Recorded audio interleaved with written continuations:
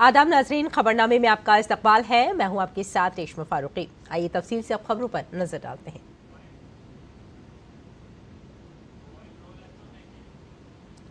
वजीर आजम नरेंद्र मोदी आज महाराष्ट्र को 11,200 करोड़ रुपए से ज्यादा के तरक्याती मंसूबों की देंगी सौगात।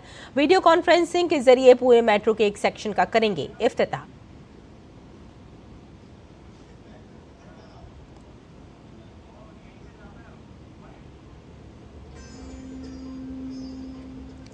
जम्मू कश्मीर में आज रुक जाएगी तीसरी मरहले की इंतखाबी मुहिम। गुरेज में राजनाथ सिंह करेंगे रैली से खिताब।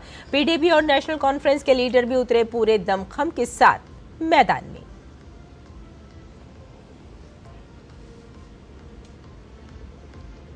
हरियाणा में इंतखाबी जंग जारी। अमर शाह 3 असेंबली हलकों में करेंगे अवामी जलसे। दूसरी जानिब कांग्रेस की कुमारी शैलजा अपने उम्मीदवारों की हिमायत में करेंगे इंतखाबी तशहीर।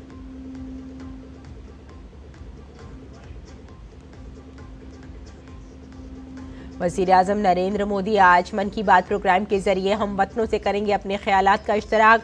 आकाशवाणी और दूरदर्शन के सभी नेटवर्क पर सुबह 11 बजे किया जाएगा बराह रास्त नश्र।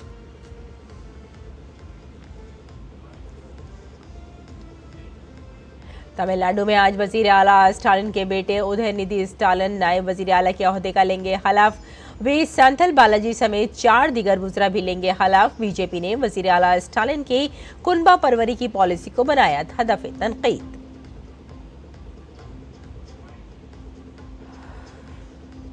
वज़ीर ख़ारजा डॉक्टर एस जयशंकर ने अक़वाम मुत्तहिदा में पाकिस्तान को बनाया हदफ तनकीद। भारत और पाकिस्तान के दरमियान सिर्फ POK ही बड़ा मसला। पाकिस्तान से मकबूजा कश्मीर पर गैर कानूनी कब्जे को खाली कराने पर होगी बातचीत।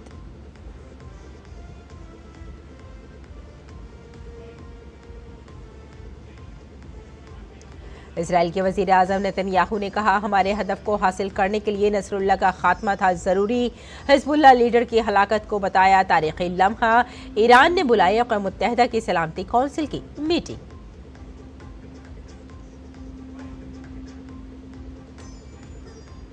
भारत और बांग्लादेश के दरमियान कानपुर में खेले जा रहे दूसरे टेस्ट मैच का आज तीसरा दिन।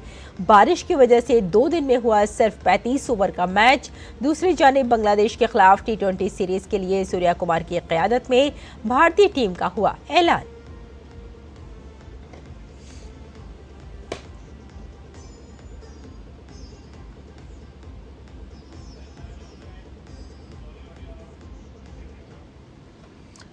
तो आइए नाज़रीन अब तफसील से खबरों पर नजर डालते हैं। वज़ीर आज़म नरेंद्र मोदी आज वीडियो कॉन्फ्रेंसिंग के जरिए महाराष्ट्र में 11,200 करोड़ रुपए से ज्यादा की लागत वाले मुख्तलिफ तरक्याती मंसूबों का इफ्तिताह और संग बुनियाद रखेंगे। तरक्याती मंसूबे में बुनियादी तौर पर डिस्ट्रिक्ट कोर्ट से स्वार गेट तक पुणे मेट्रो सेक्शन शामिल है, जो Pune metro rail project phase 1 की कामयाब तकमील को निशानजद करेगा। इस ज़ेर ज़मीन हिस्से की लागत तकरीबन 1,810 करोड़ रुपए है। इसके अलावा बटकन इंडस्ट्रियल एरिया, सोलापुर एयरपोर्ट और दीगर अहम तरक्याती मंसूबों का भी इफ्तिताह किया जाएगा।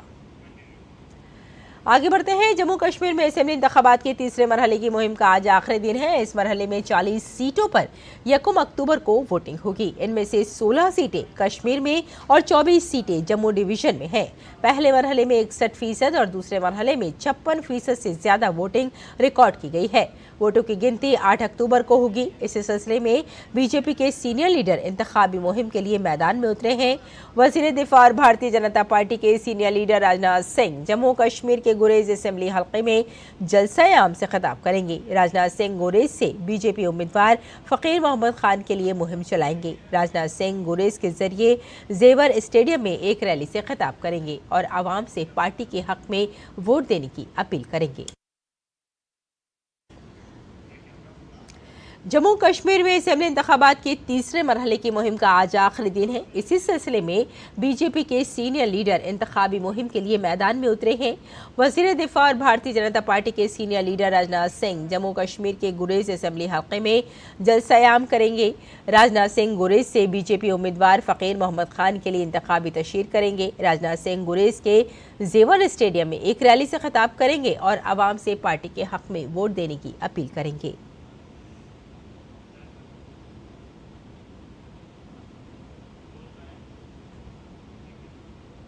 और मरकजी वजीर दाखिला और भारतीय जनता पार्टी के सीनियर लीडर अमित शाह हरियाणा में इंतखाबी तशरीर करेंगे।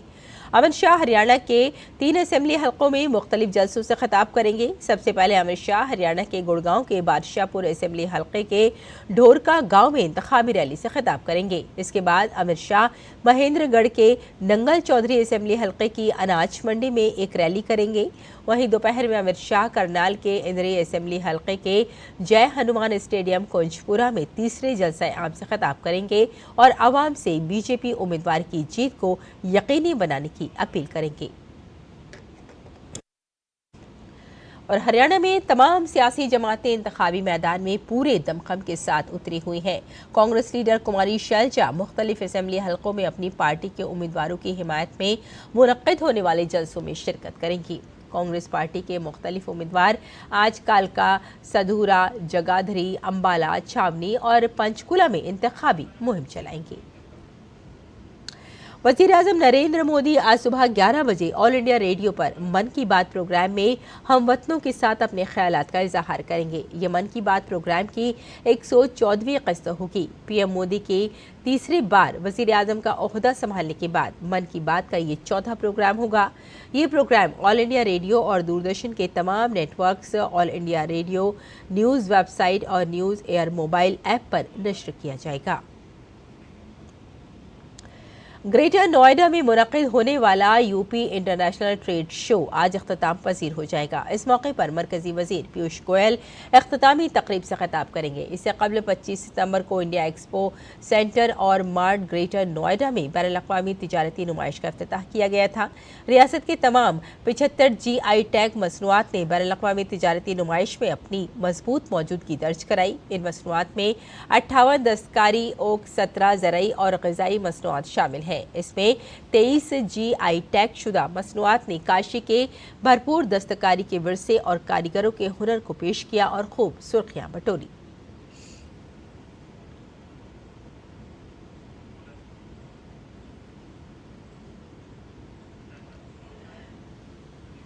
और तमिलनाडु के नौजवानों की उमूर और खेल के वजीर अदयानिधि स्टालिन आज शाम रियासत के नायब वजीर आला के तौर पर हलफ लेंगे। राजभवन में एक तकरीब में गवर्नर RN रवि सपहर 3:30 बजे अदयानिधि स्टालिन को ओहदे का हलफ दिलाएंगे। सेंथिल बालाजी दूसरी बार रियासती वजीर के तौर पर भी हलफ लेंगे। डॉक्टर गोवी चिचियान और R राजेंद्रन और SM नसर को काबीना में शामिल किया जाएगा। ये दूसरी बार है जब रियासती हुकूमत में नायब वजीर आला होंगे। इससे कबल मौजूदा वजीर आला MK स्टालिन ने 2009 में नायब वजीर आला के तौर पर हलफ लिया था, जब उनके वालिद वजीर आला थे।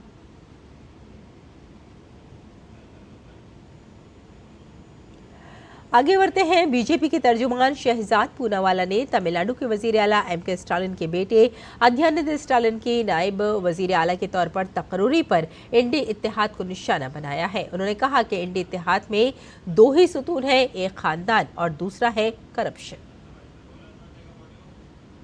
उदयनिधि स्टालिन बनेंगे उप मुख्यमंत्री, मतलब एक और सन का राइज होने वाला है तमिलनाडु पॉलिटिक्स में। पहले करुणानिधि, फिर स्टालिन, स्टालिन के बाद उदयनिधि। और ये पूरे इंडी अलायंस का चक्कर है। इंडी अलायंस में 2 ही पिलर है, एक है परिवार, एक है भ्रष्टाचार। भ्रष्टाचार करने वाले लोगों को ले लो और परिवार को आगे बढ़ाने के लिए परिवार को ही मौका देते रहो। इसलिए लालू जी चाहते हैं तेजस्वी जी का जो है वो उदय हो, स्टालिन चाहते हैं उदयनिधि का उदय हो, सोनिया जी चाहते हैं राहुल का उदय हो, शरद पवार जी चाहते हैं सुप्रिया जी का उदय हो। तो यही इनके अलायंस का चरित्र है। और वजीर खारजा डॉक्टर एस जयशंकर ने मैक्सिको की वजीर खारजा एलिसिया बार्सिना से मुलाकात की। दोनों मुल्कों के दरमियान बातचीत के दौरान दो तरफा ताल्लुकात को मजबूत बनाने और दोस्ताना ताल्लुकात को वुसअत देने पर जोर दिया गया।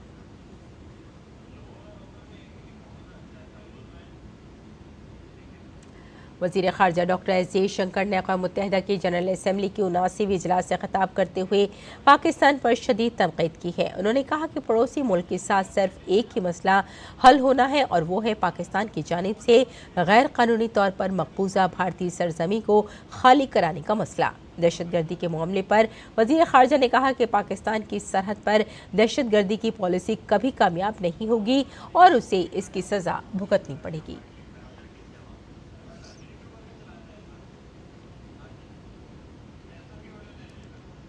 Pakistan's cross-border terrorism policy will never succeed, and it can have no expectation of impunity. On the contrary, actions will certainly have consequences. The issue to be resolved between us is now only the vacation of illegally occupied Indian territory by Pakistan, and of course, the abandonment of Pakistan's long-standing attachment to terrorists.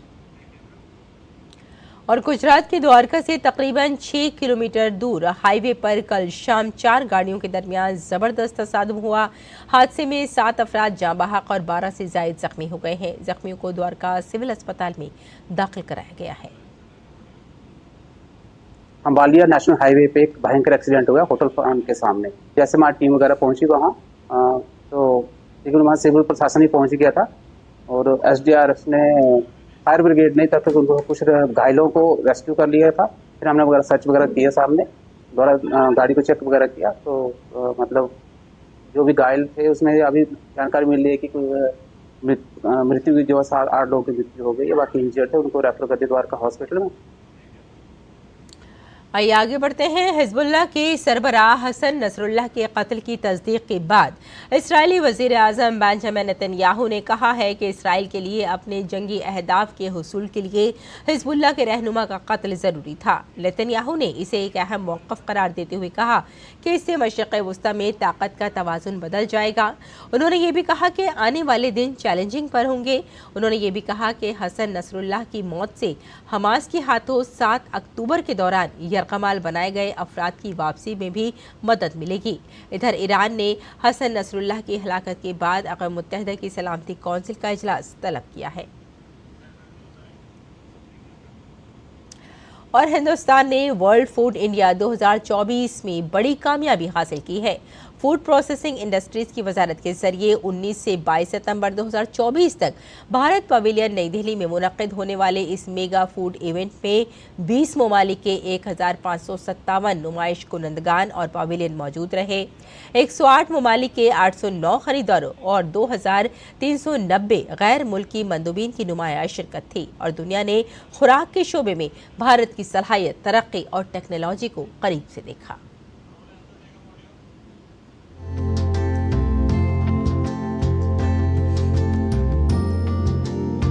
19 से 22 सितंबर 2024 तक भारत मंडपम नई दिल्ली में मुनक्किद होने वाले तीसरे mega food event world food India का मुश्तरका तौर पर मरकजी वुज़रा प्रहलाद जोशी, चिराग पासवान, रवनीत सिंह बिट्टू ने इफ्तिताह किया।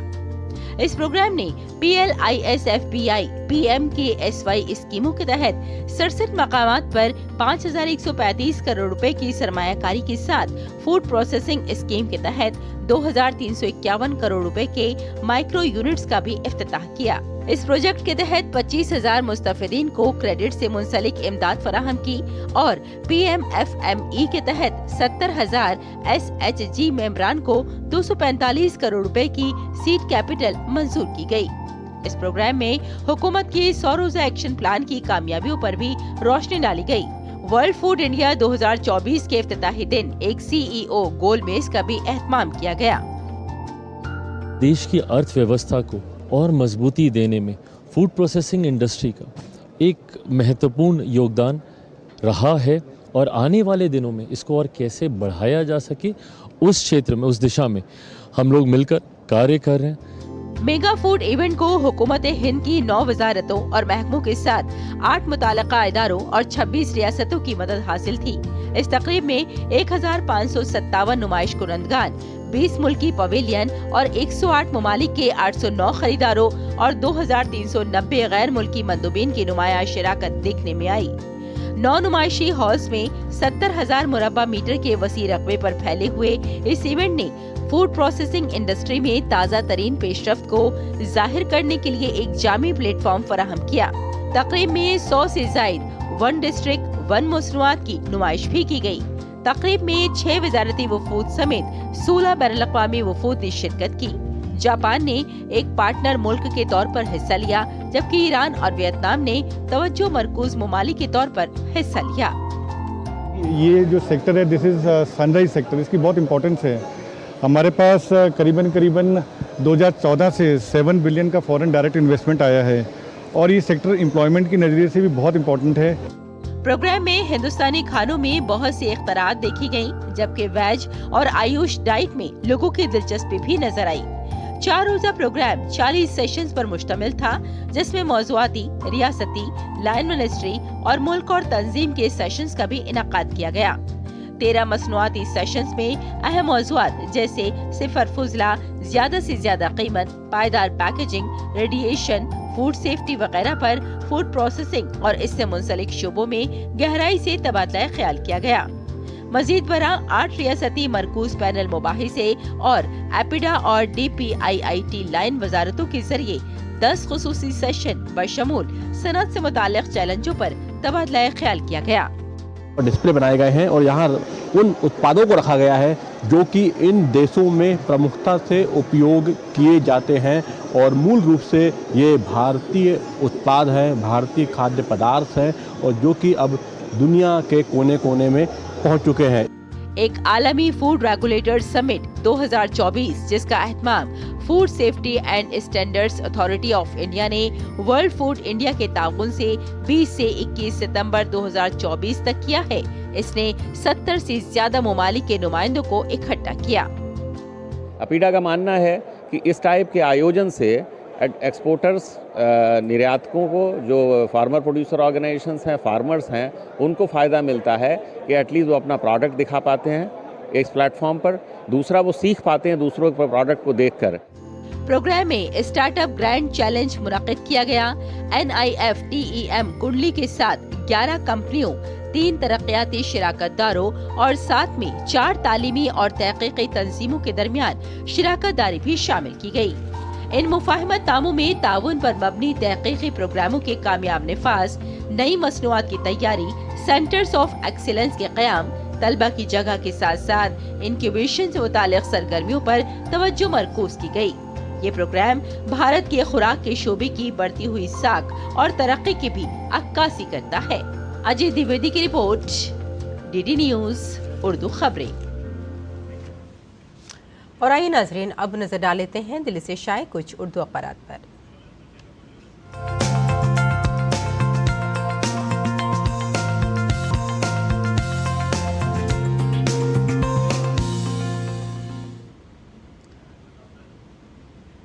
तो नाज़रीन, अखबारात के जायज़े में आइए सबसे पहले बात कर लेते हैं रोज़नामा राष्ट्रीय सहारा की। और राष्ट्रीय सहारा की बात के साथ साथ आपको बता दें कि महाराष्ट्र असेंबली इंतखाबात के लिए इलेक्शन कमीशन सरगर्म हो चुका है और इस खबर को ज़्यादातर अखबारात ने अपनी 6 सुर्खियों में जगह दी है। जहाँ इलेक्शन कमीशन की सह रुकनी टीम ने मुंबई में इंतखाबी तैयारियों का पूरी तरह से जायज़ा लिया है और जमहूरियत के जश्न में सभी को ताउन करना होगा। आपको बता दें कि chief election commissioner Rajiv Kumar का ये बयान है।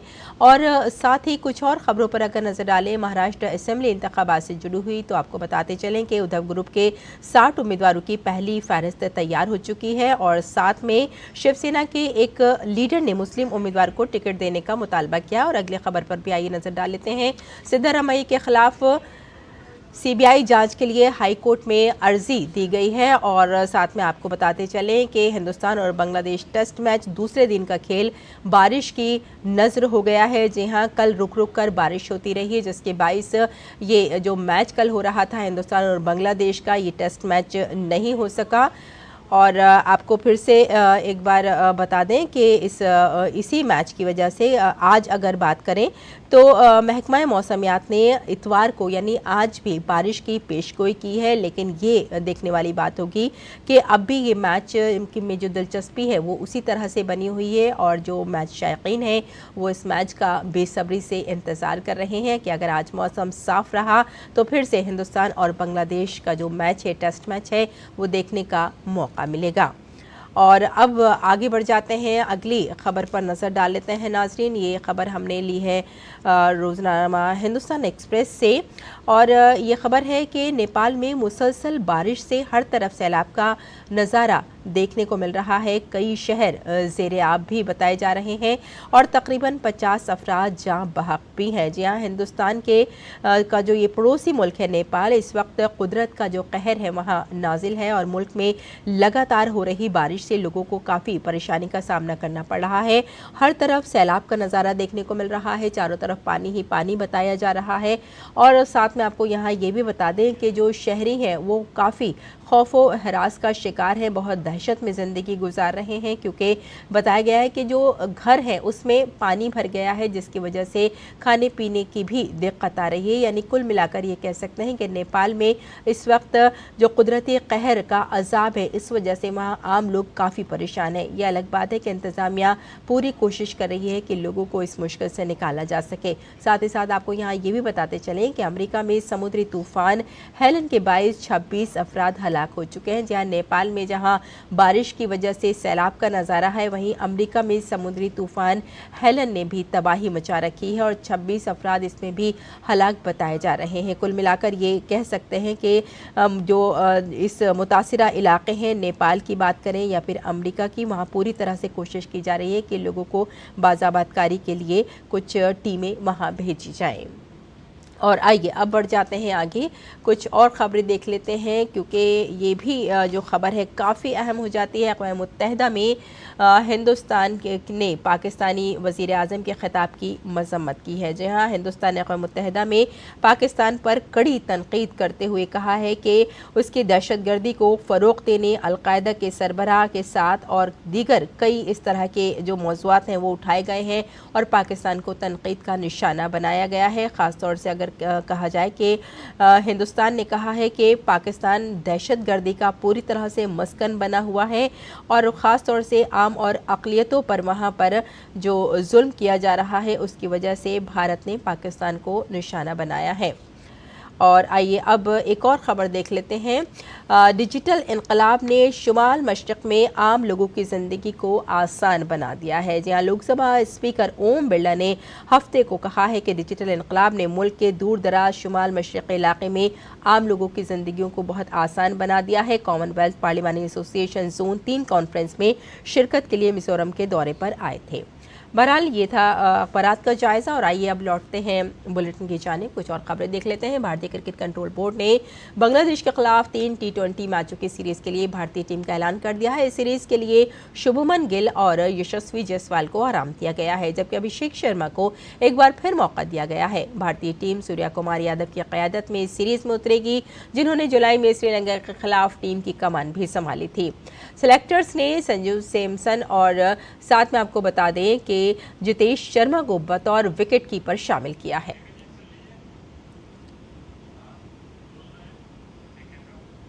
और भारत और बांग्लादेश के दरमियान कानपुर के ग्रीन पार्क स्टेडियम में खेले जा रहे दूसरे टेस्ट का आज तीसरा दिन है। बारिश से मुतासिरा इस टेस्ट में पहले 2 दिनों में सिर्फ 35 ओवर का ही खेल हो सका।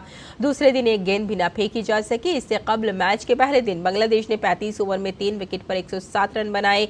भारत इस वक्त 2 मैचों की सीरीज में 1-0 से आगे है। भारत और बांग्लादेश के दरमियान दूसरे टेस्ट का आज तीसरा दिन है। बारिश की वजह से पहले 2 दिनों में सिर्फ 35 ओवर ही खेले गए।